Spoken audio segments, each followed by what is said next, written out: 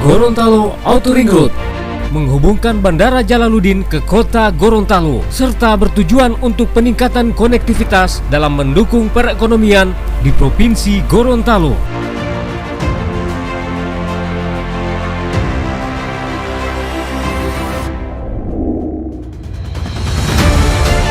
Akankah kita membiarkan jalan gor ini menjadi tempat pembuangan sampah?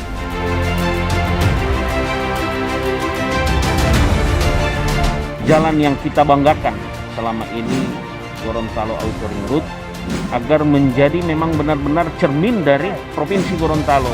Jangan hanya dihiasi dengan sampah di kiri kanan jalannya. Jangan membuang sampah di sembarang tempat. Buktinya ini jalan bypass, jalan utama, jalan gor.